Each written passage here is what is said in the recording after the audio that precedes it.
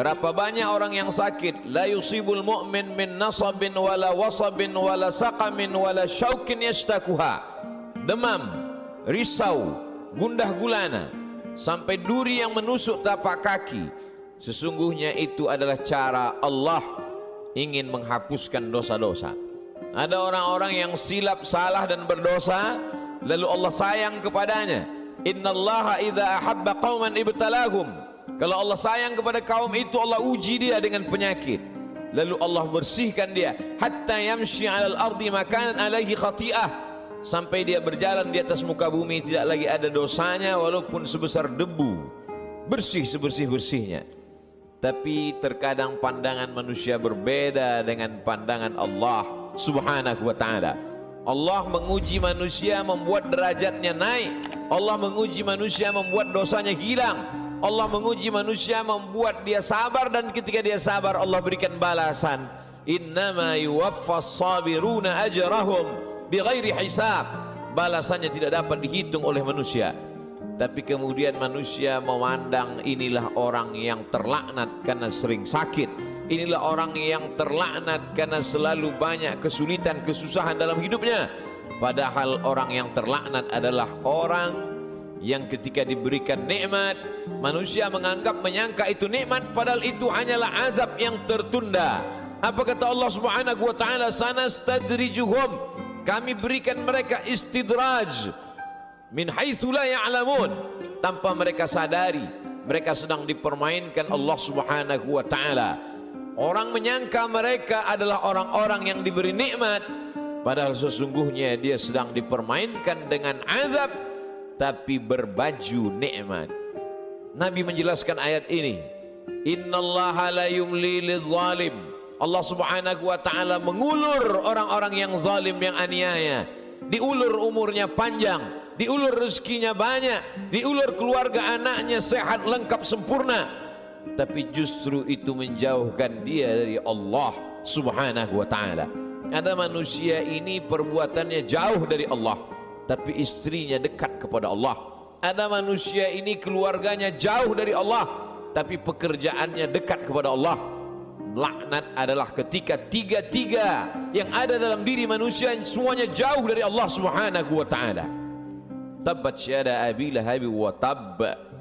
Abu Lahab dilaknat Allah. Apa yang pertama jauh dari Allah Subhanahu wa ta'ala? Ma aghna anhu maluhu. Hartanya yang banyak justru membuat dia semakin jauh dari Allah. Wa ma kasab, usahanya, pekerjaannya, perbuatannya, aktivitasnya juga membuatnya jauh dari Allah. Wa mra'atuhu hammalatal hatab, perempuan yang mendampingi dirinya juga membuat dia semakin jauh dari Allah Subhanahu wa ta'ala. Jangan sampai kita salah pandang. Karena salah berfikir, maka kita akan salah melihat, salah berbicara. Akhirnya kita akan suudzon kepada Allah Subhanahu wa ta'ala. Di mana keadilan Allah? Mengapa orang yang tidak berbuat pahala, tidak pernah berbuat sedekah, tidak pernah melaksanakan salat, badannya sehat, umurnya panjang, rezekinya melimpah? Di mana keadilan Allah? Salah faham, salah fikir, salah pandang, salah bicara. Padahal sesungguhnya Allah Subhanahu wa ta'ala sedang berbuat seadil-adilnya. Ada orang-orang yang salah, diberikan Allah ujian sakit, lalu kemudian hapus dosanya, bersih dia menghadap Allah. Tapi ada orang-orang yang salah, karena dia tahu perbuatan itu salah, dia teruskan dalam kesalahannya. Mereka tidak kafir, mereka disebut dengan fasik.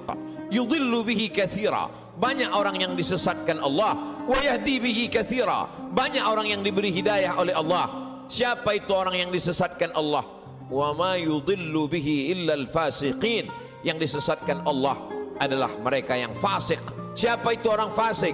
Orang yang tahu bahwa perbuatan itu salah, dia lakukan kesalahan itu dengan penuh kesadaran. Dia sadar bahwa dia diperhatikan Allah, dia tahu bahwa dia lihat Allah, dia tahu bahwa bersamanya inna alaikum lahafizin, bersamamu ada malaikat-malaikat yang menjaga, kiraman, mulia, katibin, mencatat, ya'lamuna ma taf'alun, mereka tahu apa yang kamu lakukan. Tapi dengan penuh kesadaran dia langgar aturan-aturan Allah, Mereka adalah orang-orang yang fasik. Mereka diazab Allah Subhanahu wa ta'ala di dunia, bukan dalam bentuk kemiskinan, bukan dalam bentuk kefakiran, bukan dalam bentuk penyakit. Diazab dalam bentuk kenikmatan agar dia semakin jauh dari Allah Subhanahu wa ta'ala. Innallaha la yumli lizalim. Allah Subhanahu wa ta'ala mengulur orang-orang yang zalim itu, diulur umurnya, dipanjangkan umurnya, dilimpahkan rezekinya, disehatkan anak-anaknya supaya semakin jauh dari Allah Subhanahu wa ta'ala. Hatta idza akhadhahu lam yuflithu, sehingga ketika Allah menjatuhkan azabnya ke neraka jahanam nanti, maka tidak ada lagi yang tersisa dari dirinya kecuali hanya layak menerima azab Allah Subhanahu wa ta'ala. Innallaha la yazlimu mithqala dzarrah.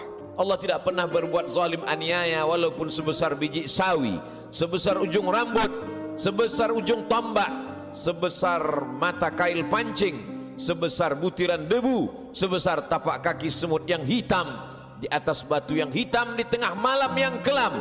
Tidak pernah Allah Subhanahu wa ta'ala zalim dan aniaya. Lalu kenapa manusia itu masuk neraka? Karena perbuatannya sendiri, karena tindak tanduk dan tingkah lakunya. Karena Allah sudah memberikan dia ala fil jasadi mudghah. Ketahuilah di dalam jasadmu itu ada segumpal. Idza salahat salahal jasadu kulluh. Kalau yang dalam hati segumpal daging itu baik, maka baiklah seluruh jasadmu dari ujung rambut sampai ke ujung kaki.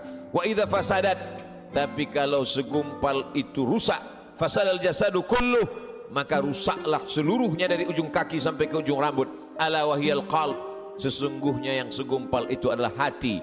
Wa nafsi wa ma sawwaha, demi jiwa manusia dan penciptaannya. Fa alhamaha fujuraha, Allah berikan jalan fujur, jahat, buruk, hitam, bengkok. Wa taqwaha, Allah berikan jalan yang lurus, baik, saleh. Maka kemudian tinggal manusia memilih. Manusia memilih. Qad aflaha man zakkaha, beruntunglah orang yang mensucikan hatinya, lalu dia memilih jalan yang diberikan Allah Subhanahu wa ta'ala. Wa qad khaba man dassaha, rugi sia-sialah orang yang mengotori jiwanya, lalu dia mengotori dirinya, lalu kemudian dia kembali kepada Allah dengan pakaian dosa, lalu kemudian dia heran sendiri melihat dirinya di hadapan Allah. Ya Rabb, ma li hadzal kitab, mengapa buku catatan dosa amal perbuatan saya ini la yughadiru saghiratan, semua yang kecil-kecil, wala kabiratan, semua yang besar-besar, illa ahsaha, semua tercatat tertulis dalam buku yang nyata. Allah Subhanahu wa ta'ala berkata padanya saat itu, Iqra, bacalah. Di dunia kita diperintahkan membaca Al-Quran bersama para kiai, guru, abaib, alim ulama. Kita diperintahkan membaca kitab-kitab. Tapi saat itu kita diperintahkan Iqra kitabak, baca buku catatan amalmu. Kafa bi nafsikal yauma 'alaika hasiba, cukuplah itu sebagai alat untuk menghitung segala perbuatanmu. Tapi saat itu apa daya, apa yang dapat dilakukan manusia? Penyesalan tak lagi bermakna. Saat itu dia hanya dapat mengutuk dirinya.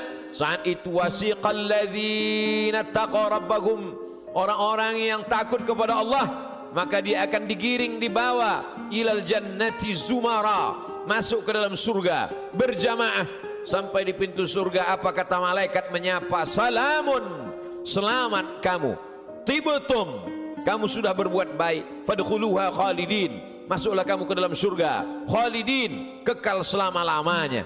Mendapatkan salam dari pejabat, mendapatkan salam dari orang kaya, betapa bangga, betapa terhormatnya. Ini bukan salam dari makhluk. Salamun qawlan min rabbir rahim, salam dari Allah Subhanahu wa ta'ala. Jibril pernah menitipkan salam kepada Sayyidatuna Aisyah Ummul Mukminin. Betapa senangnya mendapatkan salam dari makhluk yang tak berdosa, malaikat. Tapi ini salam dari Allah Subhanahu wa ta'ala. Salamun, salam, bersih, suci, tak ada noda dan dosa. Min rabbir rahim, dari Allah yang tak ada kotoran, subhanahu, maha suci, wa ta'ala, maha tinggi dari makhluk. Lalu siapa yang mendapatkan salam dari Allah itu? Yang mendapatkan salam dari Allah juga orang-orang yang hatinya salam.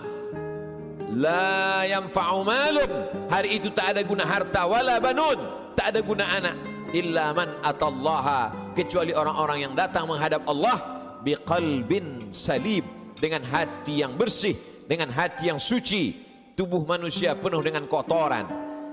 Tubuhnya dari daging, dari darah, dari tulang, dari kuku dan bulu, hancur busuk menjadi nanah, nanah menjadi santapan cacing tanah, kotor, bau, hina, rendah.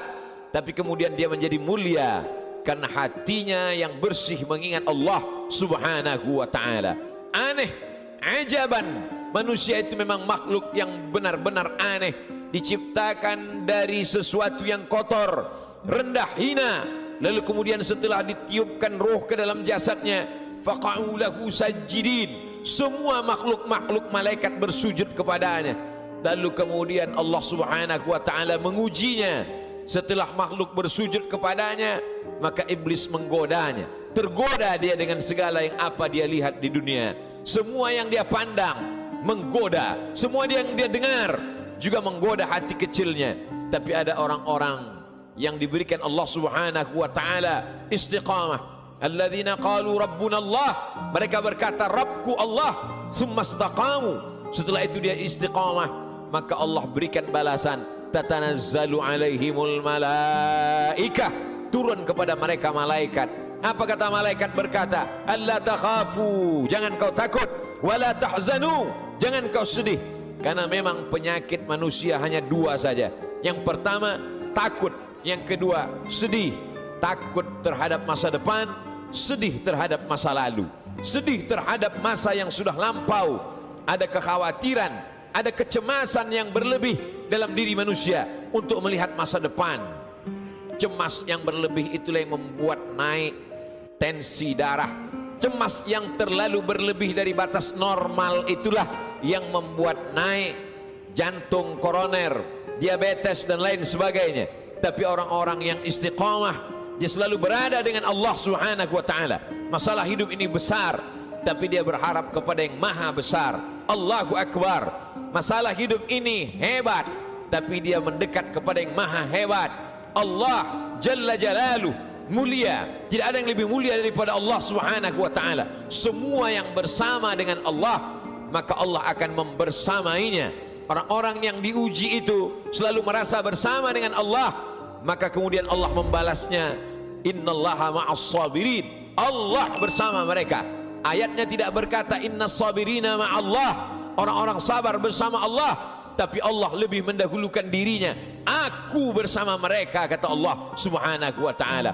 Ana inda husni zanni abdi bi, aku menurut prasangka hambaku kepadaku. Idza dzakarani, kalau dia mengingat aku, menyebut aku, fi nafsihi, dalam dirinya sendiri, dzakartuhu fi nafsi, maka aku pun akan menyebut, mengingatnya sendiri, kata Allah subhanahu wa ta'ala.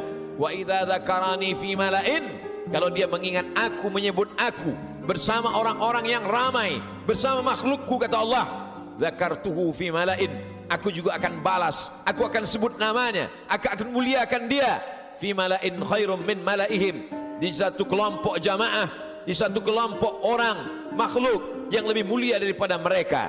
Saat itu makhluk ini dimuliakan Allah subhanahu wa ta'ala. Majtama'a qaumun fi baitin min buyutillah, sekelompok orang berkumpul di rumah Allah, yatsluna kitab Allah, yang dia baca adalah firman ayat-ayat Allah, wa yatadarasunahu fima bainahum, dia kaji isinya dalam kajian tafsir, dalam kajian fikih, dalam kajian hadis, dalam kajian akhlak, dalam kajian usul fiqh. Nazalat alaihimus sakinah, turun ketenangan ke dalam hati mereka. Hati bukan punya kita. Qalbul mu'min baina asabi'ir rahman, hati orang beriman seperti uang logam yang dipermainkan di jari jemari. Begitulah Allah subhanahu wa ta'ala kuasa untuk membuat hati yang sempit menjadi lapang, untuk membuat hati yang susah menjadi senang. Semua berada dalam genggaman qudrat iradat kuasa Allah subhanahu wa ta'ala. Haffat bihimul malaikah, mereka dikelilingi oleh para malaikat. Wa dzakarahumullahu fi man indah, dan mereka dibanggakan Allah subhanahu wa ta'ala kepada para malaikat. Ketika Allah menciptakan manusia, apa kata malaikat? Ataj'alu fiha, untuk apa kau ciptakan mereka ya Allah? Ataj'alu fiha man yufsidu fiha wa yasfikud dima, mereka hanya akan berkelahi, berperang, menghancurkan negeri. Lalu apa kata Allah subhanahu wa ta'ala menjawab dengan kata-kata kalimat rahasia, inni a'lamu ma la ta'lamun, aku lebih tahu apa yang kamu tidak tahu. Kata-kata firman Allah terbukti karena dia maha benar.